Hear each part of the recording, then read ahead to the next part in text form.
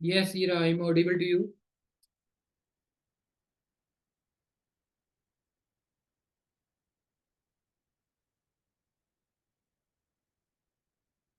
Yes, आप सुन पा रहे हैं मुझे? Hello. Yes, I'm audible. Hello. Am I audible? Yes, you are audible. Hello. Yes, camera on कीजिए आप. सर कैमरा ऑन किए बिना नहीं हो सकता? तो कैमरा ऑन करने से पहले कोई प्रॉब्लम है क्या? हेलो। कैमरे में कोई प्रॉब्लम नहीं क्या? कोई नहीं है, रहने दो आप. यस, आपका डीआरडी का इंटरव्यू की डेट क्या है? 2 जुलाई. 2 जुलाई। यस. हाँ। तो देखो, डीआरडीओ में आपको क्या करना है, फर्स्ट ऑफ ऑल बेसिक जो इंटरव्यू बीआरसी के होते हैं उसी के अकॉर्डिंग करना होता है. ठीक है? इससे पहले आपने कोई इंटरव्यू दिया है? अभी अभी एनी इंटरव्यू? नहीं सर। No sir. तो आपको क्या करना है, सबसे पहले मैं आपको बता देता हूँ. कुछ पॉइंट है हमारे, 6 पॉइंट है, ठीक है? उस पे आपको वर्क करना है, उसके बाद आप मॉक दे सकते हैं. ठीक है? फर्स्ट ऑफ ऑल मैं बता देता हूँ आपको बेसिक. जैसे आपका नेम है Ira. Yes, what the meaning of your name? Okay. Yes. तो इसके आपका जो नेम है उसका मीनिंग और एंटोनेम्स एंड सिनोनेम, इसको आप क्लियर कर लेना. नाम का एंटोनिम्स और synonyms. Yes. Okay. First of all तो मीनिंग पता होगा तो क्लियर आप एक्सप्लेन कर सकते हैं, और अपने नेम को एक्सप्लेन कर सकते हैं. जैसे how do you feel about your name, what explanation, how to describe your name within 50 to 100 words, कैसे एक्सप्लेन कर सकते हैं. ठीक है? तो ये हो गया 1 पॉइंट में. और उसके बाद इंट्रो. इंट्रो आपका है तो 10 to masters, 10 to masters intro रहेगा. और उसके बाद आफ्टर योर अचीवमेंट जो भी है, आईआईटी जैम, सीएसआईआर गेट, जो भी एग्जाम आप क्वालिफाइड है, उन एग्जामों को आपको मेंशन करना है. ठीक है? और उसके बाद आप पीएचडी कर रहे हैं तो डूइंग पीएचडी उसका भी आप बता सकते हैं, अगर बताना चाहें तो कोई प्रॉब्लम नहीं है. ओके। ठीक है? ये हो गया. देन आफ्टर आप हॉबी. हॉबी क्या है आपकी? What's your hobby? वो भी बतानी है। हाँ, लाइक ये प्रिपेयर करना है या अभी बताना है? अभी बता दीजिए आप, मैं नोट डाउन कर लूँगा क्योंकि मैं पॉइंट नोट कर रहा हूँ ना. क्योंकि आप जब आगे देंगे तो अच्छा।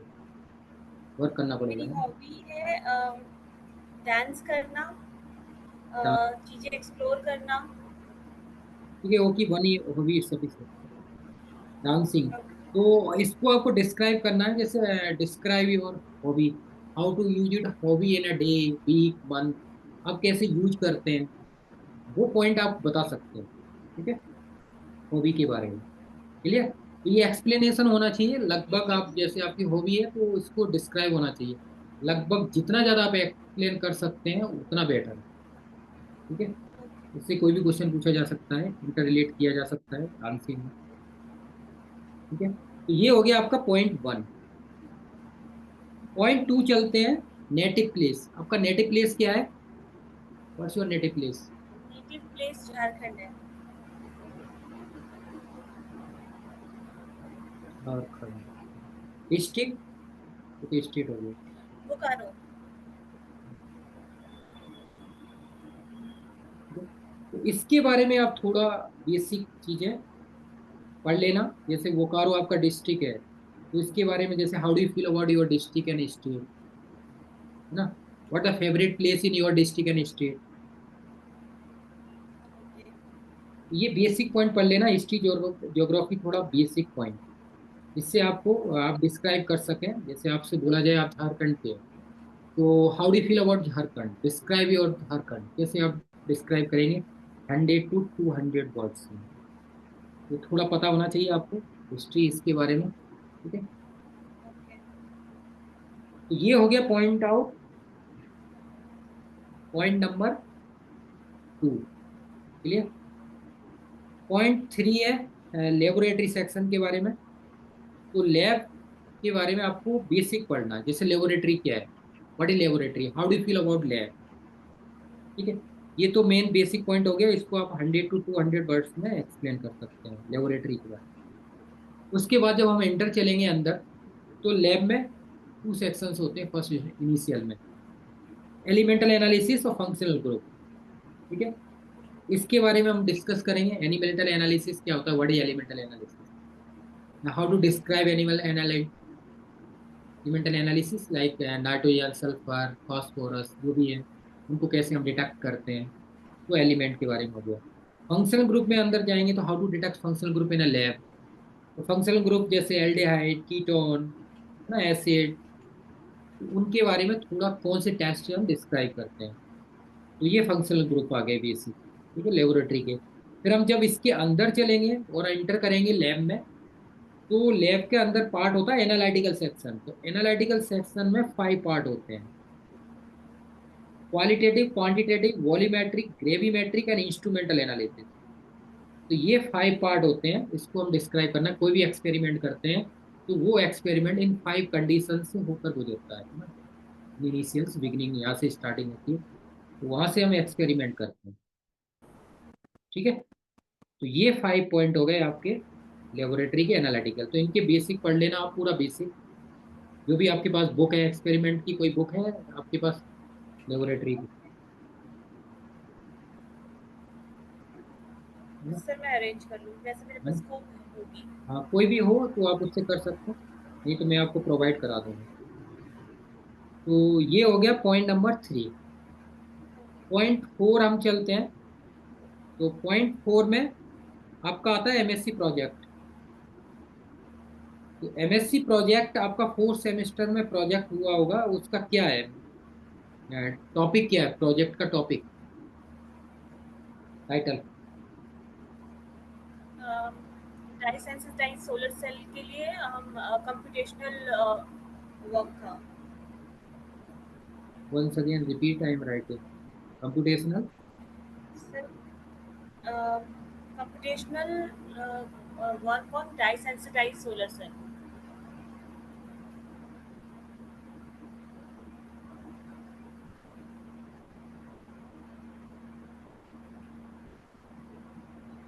तो इसके बारे में आपको स्टडी करना है। जैसे बेसिक 1 पॉइंट है application of this topic, applications क्या है, यूजेस क्या है, इसके एडवांटेज डिसएडवांटेज क्या है, लिमिटेशंस क्या है इस टॉपिक की, है ना। सोलर सेल है, इसका क्या यूजेस है, what the future of solar cell, what the beneficial of this topic in our society. इस तरह से आप उस टॉपिक को पूरा डीपली आप स्टडी कीजिए। तो ये हो गया पॉइंट नंबर 4 आपका। ठीक है, अब चलते हैं हम 5 पॉइंट। 5 पॉइंट है डीआरडीओ के बारे में। अब डीआरडीओ का मेन बेसिक पॉइंट होना चाहिए, डीआरडीओ की मैंने हिस्ट्री किया है, इंट्रो डीआरडीओ, है ना। अब डीआरडीओ कब बना था, when did stabilize in our country, है ना। तो ये 1958 में बना था। हेडक्वार्टर कहाँ है, न्यू दिल्ली है। इसका भी चेयरमैन कौन है, इसका मोटो क्या है, डीआरडीओ का मेन पर्पज क्या है, एप्लीकेशन क्या है इसके डीआरडीओ के, यूजेस क्या है, किस तरह वर्क करता है। तो वो सारी बेसिक हिस्ट्री आप डीआरडीओ के बारे में पढ़ लीजिए। ठीक है, बाकी और ये हो गया पॉइंट 5। पॉइंट 6 है, जैसे why will you become a scientist B in DRDO. आप साइंटिस्ट बी की पोस्ट है ये, तो आप डीआरडीओ में, तो आप साइंटिस्ट बी क्यों बनना चाहते हैं, साइंटिस्ट बी का ही पोस्ट है ना ये। हाँ। ये इसके बारे में होना चाहिए, what the role of these post.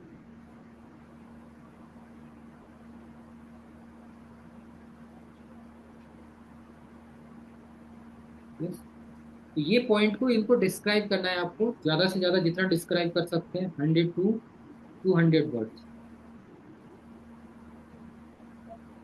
Clear that. तो ये हो गए पॉइंट 6। Point 6, yes. पॉइंट 7 चलते हैं हम केमिस्ट्री पे, गोइंग ऑन केमिस्ट्री। केमिस्ट्री में अब हम आते हैं, मेन पॉइंट है हमारा केमिस्ट्री का। तो केमिस्ट्री में 5 टॉपिक चूज किए जाते हैं, डीआरडीओ बीआरसी के आप इंटरव्यू देते हैं। वहाँ पर। बाकी अदर में अलग रूल्स रहते हैं। तो what the 5 favourite topic in chemistry? So kinetics, thermo, organometallics, um, chemical, और coordination, chemical kinetics, thermo, and third one organometallics, coordination. coordination, हाँ, और तो ऐसा कुछ मुझे भी ध्यान नहीं आ रहा। रिएक्शन मैकेनिज्म कर सकते हैं आप। सर ऑर्गेनिक में मुझे नहीं करना, क्योंकि ऑर्गेनिक का कभी मैंने दिया नहीं है इंटरव्यू, तो मुझे आइडिया नहीं ऑर्गेनिक में ज़्यादा कुछ। मैं फिजिकल या इनऑर्गेनिक में ही चूज करूँगी। ऐसे करती हूँ, सरफेस, नहीं sir, solid state, solid state, chemical kinetics, thermodynamics, solid state, organometallics और कोऑर्डिनेशन। 5 टॉपिक हो गए। अब ये 5 टॉपिक है, आपको इनको बता देता हूँ। मेरा जो बेसिक है, इनको अच्छी तरह से आप बुक से पढ़िए। नोट्स जो भी हैं, बुक्स नोट्स जो भी हैं, लेकिन इनको अच्छा होना चाहिए डिस्क्राइब। जैसे कोई भी टॉपिक है, जैसे हम केमिकल काइनेटिक्स की बात करते हैं, ठीक है ना। केमिकल काइनेटिक्स का मेन एप्लीकेशन क्या है? एप्लीकेशन, यूजेस क्या है इसके, है ना, एडवांटेज डिसएडवांटेज क्या है, और लिमिटेशंस क्या है, और यूजेस क्या है, what the uses of this one in our society, what the future beneficial. तो ये टॉपिक इस तरह से आपको तैयार करना है। केमिकल काइनेटिक्स की बात करेंगे तो zero order, first order, second order, third order, उसके इंटर जाएंगे तो इंटरकनेक्ट हो जाएगा काइनेटिक और thermo. Zero law, first law, second law, third law, उनमें क्या रिलेशन है, उनको डिस्क्राइब कीजिए आप। रिलेशन है, सारे लॉज में क्या रिलेशन है? हाँ, लॉ ऑफ थर्मोडायनेमिक्स और ऑर्डर ऑफ रिएक्शन में क्या डिफरेंस है? थर्मोडायनेमिक्स में और लॉ ऑफ थर्मोडायनेमिक्स और order of reaction, kinetics sir और ऑर्डर थर्मो ऑफ क्या रिएक्शन तो हाँ, थर्मोडायनेमिक्स जो है वो एक रिएक्शन होगी कि नहीं वो ये बताता है, और काइनेटिक्स ये बताता है कि वो रिएक्शन कितनी देर में होगी या कितनी जल्दी होगी, वो टाइम बताता है उसका। पर कंप्लीट होगी कि नहीं होगी ये थर्मोडायनेमिक्स बताता है। हाँ, वो भी पॉइंट है, लेकिन बेसिक पॉइंट ये है कि लॉ से हम एनर्जी को डिस्क्राइब करते हैं ना। ऑर्डर से हम कंसंट्रेशन निकालते हैं, कंसंट्रेशन से ही हम डिफाइन करते हैं ना। ऑर्डर से हम कंसंट्रेशन एग्जैक्टली निकालते, वो तो पूरा हमें रेट लो पता होगा तब हम कंसंट्रेशन निकाल सकते हैं। पर हाँ, थर्मोडायनेमिक्स डील्स इन एनर्जी और form of energy, change in energy. But जो काइनेटिक्स है वो बेसिकली रिएक्शन के, रिएक्टेंट के कंसंट्रेशन या प्रोडक्ट के कंसंट्रेशन की बात करता है। बेसिक पॉइंट कंसंट्रेशन है ना, कंसंट्रेशन और लॉ ऑफ एनर्जी, एनर्जी और कंसंट्रेशन बेसिक पॉइंट।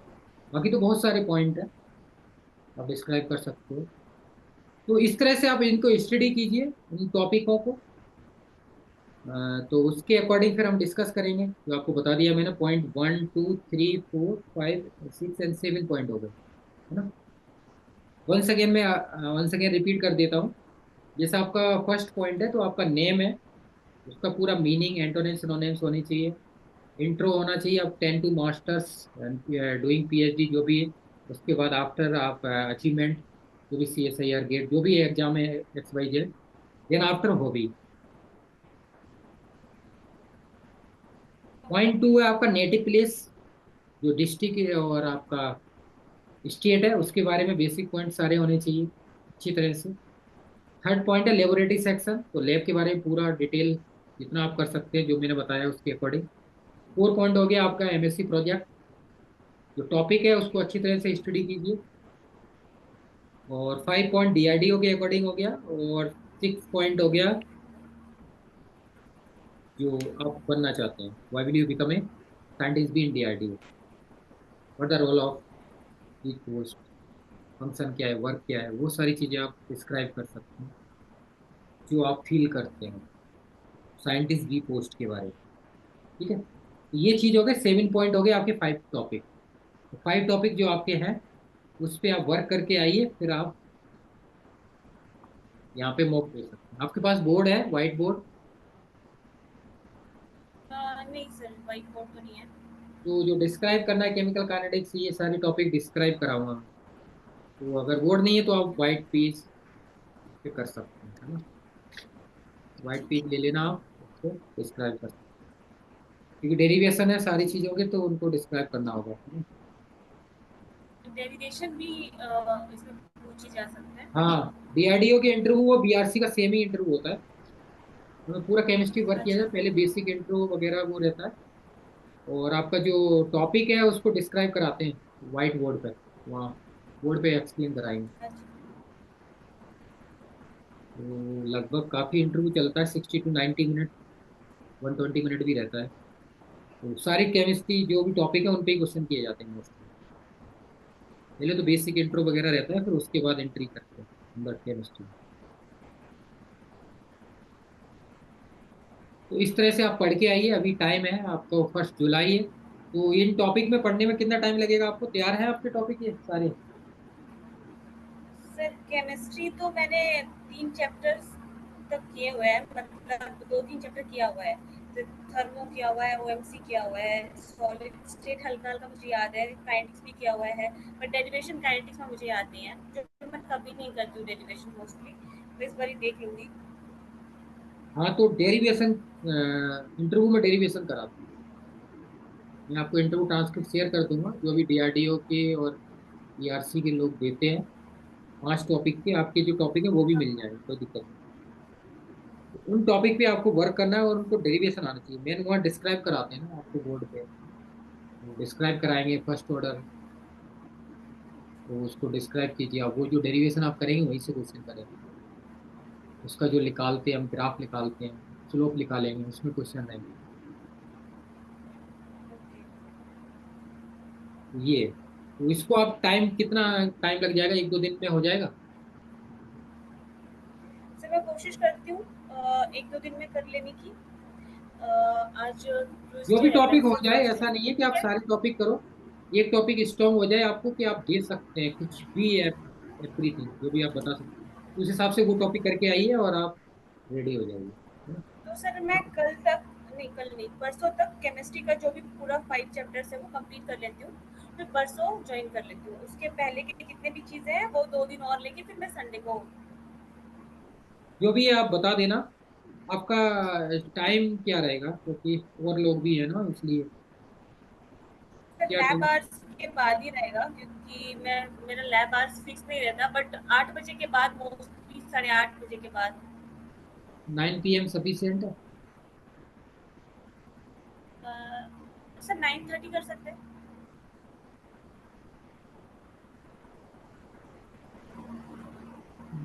ओके, ठीक है। 9:30 आपका स्लॉट हो गया है ना? तो ये आपके टॉपिक पांचों करा दिए जाएंगे, 10 से 15 मिनट में हो जाएंगे, कोई प्रॉब्लम नहीं। सारा टॉपिक हो जाएगा, बस आप टॉपिक करके आइए, एक एक टॉपिक मुझे बता देना, उस हिसाब से मैं स्टार्ट कर दूंगा। ठीक है? बाकी कोई डाउट हो आपका, कोई क्वेश्चन हो इससे रिगार्डिंग, तो पूछ हाँ सकते सर, मेरा ये क्वेश्चन है जो मुझे भी थोड़ा, मैंने ढूंढा था पर मुझे मिला नहीं। रोल क्या होता है साइंटिस्ट बी का डीआरडीओ में, मतलब काम क्या होता है उनका? हैं। इनका रोल, साइंटिस्ट बी का, इनका रोल है वर्क, लेबोरेटरी सेक्शन में लैब के अकॉर्डिंग वर्क करते हैं, जो भी लैब मिलेगी इनको, है ना? अच्छा। तो लैब जैसे बीआरसी की बात करते हैं, कोई भी लैब मिलेगी साइंटिस्ट बी की, जैसे न्यूक्लियर सेक्शन है, उस पे वर्क करते हैं। आपको जो भी लैब मिलेगी उस पे आप वर्क, ये साइंटिस्ट बी का कोड। ओके। ठीक है। ठीक है, आपका हो गया। आप जब भी रेडी हो जाए तो बता देना, मैसेज कर देना आप व्हाट्सएप पे, कैंडिडेट बता देगा ओके आपको सर। जो भी है। ठीक है। ठीक है, ओके, थैंक यू।